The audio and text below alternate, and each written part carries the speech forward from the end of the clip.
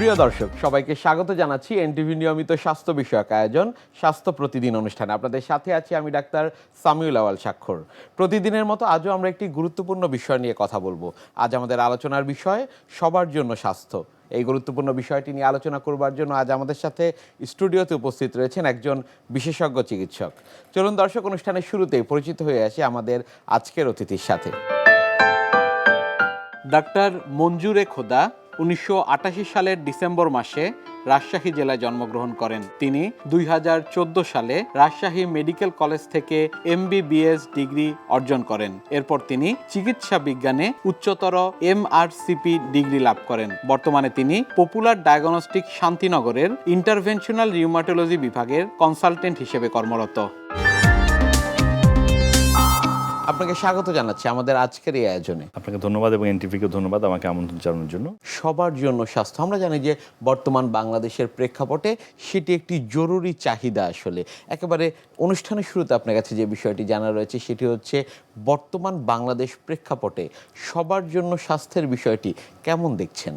স্বাস্থ্য ব্যবস্থা তো বিভিন্ন ধরনের বৈশ্বিক মডেল আছে, মূলত 4 ধরনের মডেল আছে এবং সেটা আমরা আলোচনায় আসবো। তবে যেটা সবচেয়ে গুরুত্বপূর্ণ বিষয় যে 2030 নাগাদ যেটা SDG সাস্টেনেবল ডেভেলপমেন্ট গোল, যেটা বাস্তবায়নের একটা গুরুত্বপূর্ণ অংশ হচ্ছে ইউনিভার্সাল হেলথ কাভারেজ, সবার জন্য সার্বজনীন স্বাস্থ্য ব্যবস্থা নিশ্চিত হতে হবে। কিন্তু বাংলাদেশে বর্তমানে যে স্বাস্থ্য ব্যবস্থাটি প্রচলিত আছে সেটা হলো আমরা বলি আউট অফ পকেট মডেল। মানে হলো যত ধরনের স্বাস্থ্য ব্যয় বা চিকিৎসা পদ্ধতি আছে সবগুলো যারা স্বাস্থ্য সেবা গ্রহীতা বা জনগণ তারা নিজ ব্যয় সম্পাদন করেন। সাধারণ চিকিৎসা গ্রহণ থেকে শুরু করে ডাক্তার দেখানো, চেক আপ, ঔষধ ক্রয় তারা এটা সম্পাদন করেন, বা যে কোনো ধরনের বড় প্রসিজিয়ার, কেমোথেরাপি সবকিছু তারা কিন্তু আউট অফ পকেট, মানে এটা সাধারণত নিজ উদ্যোগে তারা গ্রহণ করে থাকেন। এক্ষেত্রে কিন্তু সর্বজনীনভাবে যেটা স্বাস্থ্যসেবা নিশ্চিত করতে গেলে দেশের যে সুবিধা বঞ্চিত জনগোষ্ঠী, যেমন ধরুন যারা হতদরিদ্র বা নিম্ন আয় বা বেকার, তো এদের জন্য যে বলে বিশ্বের অন্যান্য দেশে যে আরও 3টি মডেল বা অন্যান্য মডেলগুলো চালু রয়েছে সেখানে কিন্তু সর্বজনীন স্বাস্থ্য ব্যবস্থা নিশ্চিত করার জন্য বিভিন্ন ধরনের ইন্স্যুরেন্স বা স্বাস্থ্য বীমা পদ্ধতি চালু রয়েছে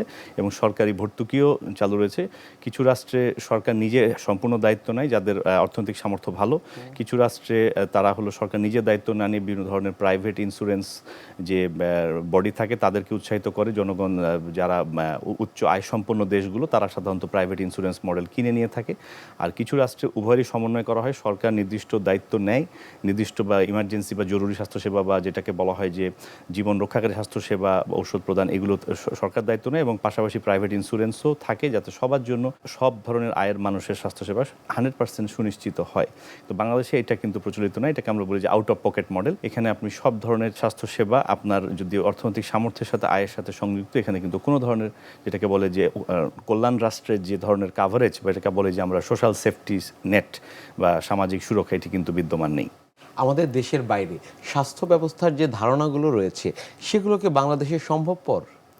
নিঃসন্দেহে এটা এখন সম্ভবপর মানে হচ্ছে। অনেক ধরনের যারা হলো মধ্যবর্তী বা আমরা বলি এলডিসি বা এলডিসি থেকে উত্তরণ ঘটছে এমন রাষ্ট্রগুলোতেও কিন্তু এই ধরনের যেটাকে আমরা বলি ন্যাশনাল হেলথ ইন্স্যুরেন্স মডেল, যে আমাদের ধরুন আমাদের রাষ্ট্রীয় বাজেট ধরুন যে বিগত কয়েক বছরে যে অলমোস্ট 7 লক্ষ কোটি টাকা, which is quite a big volume. তো সেক্ষেত্রে এটা যদি শুধুমাত্র ন্যাশনাল হেলথ ইন্স্যুরেন্স মডেল যদি চালু করা যায়, যেখানে হলো শেয়ার্ড থাকে মানে পাবলিক প্রাইভেট, যেখানে এই ধরনের যে রোগীদের যে স্বাস্থ্য বিমার কাভারেজ যেটা শুধুমাত্র সরকারি একক অংশীদারিত্ব নয়, আংশিক অংশীদারিত্ব, কিছুটা হলো যারা হলো চাকুরিদাতা বা কোম্পানি বা যারা হলো যেখানে লোকজন চাকরি করেন তার অংশ, আর বাকিটা হলো যিনি সেবা গ্রহীতা বা জনগণ তার নিজের অংশ।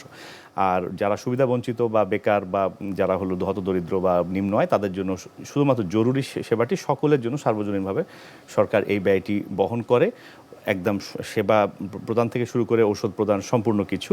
এবং এই আইটি কিন্তু সরকার কিন্তু বাড়তি কোনো অর্থের সংকুলান করতে হবে না।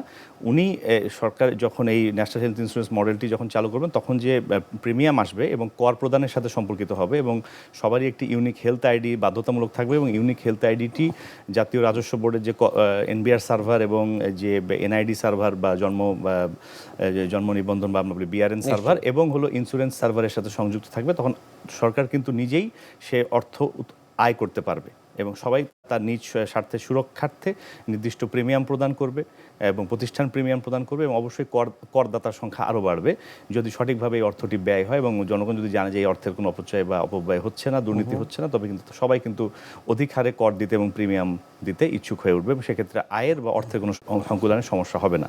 এছাড়াও বৈদেশিক দাতা সংস্থা থেকে আমাদের যে বিভিন্ন ধরনের আন্তঃরাষ্ট্রীয় চুক্তি আছে সেখান থেকে আমরা এই যে মহাকর্মযজ্ঞের যে সফটওয়্যারটি বা যেটাকে বলা হয় সার্ভারটি, এটাকে ব্রিজিং করার জন্য সেই ধরনের যে মেধাসম্পন্ন যারা ডেভেলপার বা তথ্য প্রযুক্তি, কারণ এটা কিন্তু একটা সম্পূর্ণ এআই বা আমরা বলি যে আর্টিফিশিয়াল ইন্টেলিজেন্স বা যেটাকে যারা আসলে এক্সপার্ট রয়েছে তথ্য প্রযুক্তির একটা সমন্বিত সার্ভার। হ্যাঁ, তো এটি কিন্তু করাটা খুবই মানে সহজ, অ্যাকচুয়ালি সহজ এবং অর্থের সংকুলান নিয়ে কোনো সমস্যা হবে না। এই যে বলছিলেন ইউনিক হেলথ আইডি, এই বিষয়টি আসলে কি? ইউনিক হেলথ আইডি হলো যেমন ধরুন যে আমাদের এখন জাতীয় পরিচয়পত্র সবারই একটি নির্দিষ্ট পরিচয়পত্র আছে এবং পরিচয়পত্রের একটি স্পেসিফিক আইডি নাম্বার আছে এবং যারা এখনও পরিচয়পত্রধারী নন তাদের কিন্তু বার্থ রেজিস্ট্রেশন আছে, আমরা বলি জন্ম নিবন্ধন। অনুরূপভাবে স্বাস্থ্যসেবা গ্রহণের যে অন্যান্য যে বৈশ্বিক মডেলগুলো আছে, যেমন ধরুন যে বেভারেজ মডেল, যেখানে সম্পূর্ণ যা উচ্চ আয় সম্পন্ন যে দেশ সেখানে সম্পূর্ণ ব্যয়টা মানে কিছুই জনগণকে বহন করতে হয় না, সাধারণ জ্বর থেকে শুরু করে উচ্চতর কেমোথেরাপি, বায়োলজিক্স সবই সরকার বহন করে। তো এটা গ্রহণ করার জন্য তার একটা নির্দিষ্ট আইডি থাকতে হবে। আবার ধরুন যে যেটা আছে হলো বিসমার্ক মডেল, যেখানে কোনো ধরনের সরকারি প্রণোদনা নেই, সবাই উচ্চ আয় সম্পন্ন এবং সবাই নিজে প্রাইভেট ইন্স্যুরেন্স মডেল কিনে থাকেন। তো সেখানেও সেটা গ্রহণ করার জন্য আপনার একটা আইডি থাকতে হবে। আবার যেটা ন্যাশনাল হেলথ ইন্স্যুরেন্স মডেল, এখানে সমন্বিত পদ্ধতি, পাবলিক প্রাইভেট সমন্বয়। তো সেখানে আপনার একটা যদি নির্দিষ্ট আইডি থাকে, সেই আইডিটা কিন্তু একদম 1 ঘন্টার বাচ্চা থেকে শুরু করে 100 বছর ব্যক্তি যিনি হন না কেন সবারই একটি নির্দিষ্ট আইডি থাকবে এবং একটি কার্ড থাকবে, আলাদা একটি, এটাকে বলে আইদার ইন্স্যুরেন্স কার্ড বা ডিফারেন্ট নেমে আমরা এটাকে বলতে পারি, বা health card, whatever it is. তো এই আইডিটার সাথে 4টা সার্ভারের সমন্বয় থাকে সাধারণত, কারণ এই আইডিটা যারা হলো প্রাপ্তবয়স্ক নন তাদের সাথে বিআরএন সার্ভারের সমন্বয় থাকে, যারা প্রাপ্তবয়স্ক সবাই করদাতা সেক্ষেত্রে এটা এনআইডি সার্ভারের সাথে সংযুক্ত থাকে এবং এনবিআর সার্ভারের সাথে সংযুক্ত থাকে, এবং পাশাপাশি হলো আপনার যে ইন্স্যুরেন্স যারা কোম্পানি থাকে বা ইন্স্যুরেন্স যেহেতু আমরা বিমা করব, তো বিমার জন্য নির্দিষ্ট প্রিমিয়াম প্রদান করব এবং বিভিন্ন জাতের বিমা হয়ে থাকে, সাধারণ স্বল্প বা মধ্য আয়ের মানুষের জন্য থেকে উচ্চ আয়ের মানুষের জন্য বিভিন্ন ধরনের বিভিন্ন প্যাকেজের বিমা হয়ে থাকে। হ্যাঁ, তো এই ধরনের বিমাগুলো ক্রয়ের জন্য ওই বিমার আলাদা সার্ভার থাকে। তো এই ইউনিক হেলথ আইডেন্টিটি কিন্তু এটাকে বলা হয় মাস্টার ক্লায়েন্ট ইন্ডেক্স। তো এই যত ধরনের সবাই কিন্তু ক্লায়েন্ট, 20 কোটি লোক আছে, আপনার 20 কোটি আইডি। তো এই 20 কোটি আইডি কিন্তু ওই ইউনিক হেলথ আইডিটা এই মাস্টার ক্লায়েন্ট ইন্ডেক্সের সাথে সমন্বিত থাকে এবং এই 4টি সার্ভার নাগরিক যতজন আছে সবার আলাদা আলাদা ইউনিক হেলথ আইডি থাকবে এবং এটির অনেক ধরনের সুবিধা রয়েছে।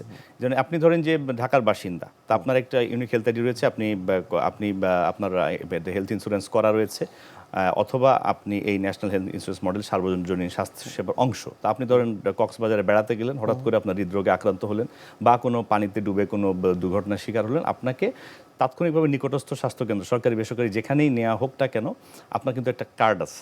তো ওই কার্ডটা যখন ওখানে প্রেজেন্ট হবে, এইটা কিন্তু ইলেকট্রনিক মেডিকেল রেকর্ডের সাথেও সংযুক্ত থাকে। অর্থাৎ আপনার অতীতের যত ধরনের মেডিকেল রেকর্ড, ওই কার্ড স্ক্যান, বারকোড স্ক্যান করা মাত্রই কিন্তু অতীতের সকল মেডিকেল রেকর্ড, আপনি তখন জ্ঞান থাকতেও পারে, আপনার নাও থাকতে পারে কোনো অসুস্থতায়, তো ওই অতীতের মেডিকেল রেকর্ড আপনার কিন্তু ওই সার্ভারে শো করবে, প্রদর্শিত হবে এবং আপনার কিন্তু সাথে কোনো আমি পূর্ববর্তী কোনো চিকিৎসার কাগজপত্র থাকাটা মানে প্রয়োজনীয়তা নেই। তো সেক্ষেত্রে ওইটা যখন ইলেকট্রনিক মেডিকেল রেকর্ড, এটা যখন ডাটাবেজের সাথে সংযুক্ত থাকে ইউএইচআইডিটা, তখন এই ইলেকট্রনিক মেডিকেল রেকর্ড যখন শো করবে, তখন আপনার কী ধরনের চিকিৎসার দরকার, যেটা আমরা বলেছি যে ন্যাশনাল হেলথ ইন্স্যুরেন্স মডেলে আপনার মানিব্যাগে টাকা আছে কি নাই, আপনার ক্রেডিট কার্ড আছে কি নাই, সেটির সাথে সংযুক্ত না। জরুরি এবং জীবন রক্ষাকারী স্বাস্থ্যসেবা সরকার দিতে বাধ্য, কারণ উক্ত ব্যক্তি ইউএইচআইডিধারী, উনি কর প্রদান করেছেন এবং উনি নির্দিষ্ট হারে নিশ্চয়ই প্রিমিয়াম প্রদান করেছেন।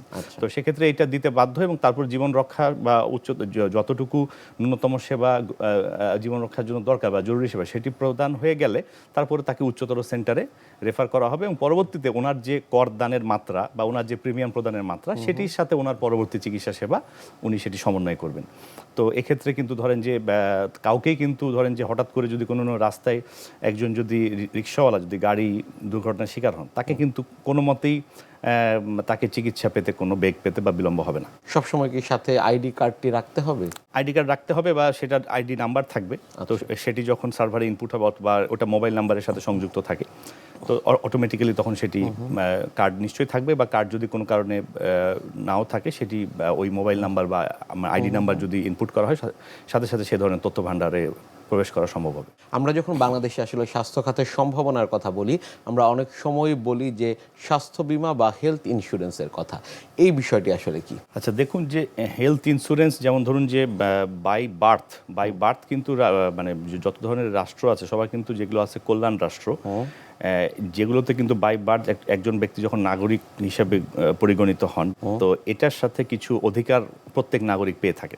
তো এটা দেখা গেছে যে একটা হচ্ছে স্বাস্থ্য বীমা, কারণ আমাদের মতো জনবহুল রাষ্ট্রে কিন্তু এককভাবে সরকারের পক্ষে এত বৃহৎ ব্যয় বহন করা মোটেই সম্ভব নয়, বা আরও অনেক খাত থেকে শুধুমাত্র একটি খাতেই পূর্ণ অর্থ বরাদ্দ করা সম্ভব নয়।